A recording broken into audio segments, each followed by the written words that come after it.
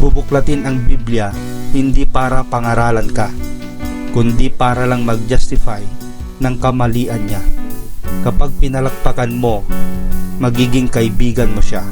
Pero kapag kinontra mo, ipapahiya ka. Self-righteous. Ito yung taong ang tingin sa iba ay mas mababa sa kanya.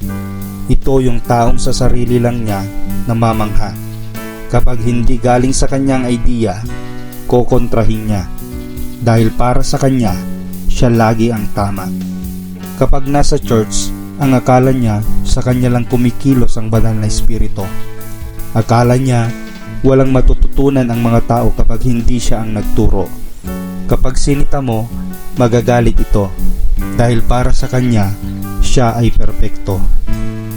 Gusto niya, lagi siyang nakikita. Sa mga accomplishments, hindi siya mawawala. Ang paglilingkod sa Diyos, ginagawa niyang competition dahil ang hangad niya lagi ay promotion. Ang tingin niya sa iba, hindi maasahan. Para sa kanya, siya lang ang may alam. Kapag wala siya, akala niya walang magagawa. Napaka-importante sa kanya ang kanyang presensya. Kapag alam niyang dehado na siya, magre-recruit ng makakasama niya. Hindi para ayusin ang problema, kundi para lumaban siya at pagbukhaing mali ang tama. Para sa kanya, ginagawa lang naman niya ang nararapat. Pero ang totoo, siya ay nagkakalat. Lagi niyang pangontra ayon sa nasusulat. Para sa kanya, magawain lang niya ang karapat-dapat.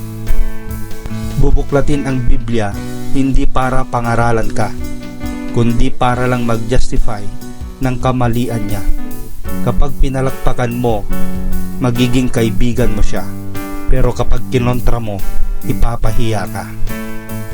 Nakakainis makasama ang isang self-righteous. Sarili niya ang naitataas imbes na ang Diyos. Kapag may pagkakamali, ayaw niyang iayos. Magja-justify, babasahan ka ng salita ng Diyos.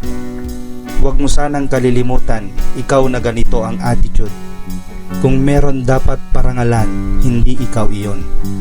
Huwag mo sanang alisin sa iyong isipan, si Lucifer, ganyan din ang naging kasalanan.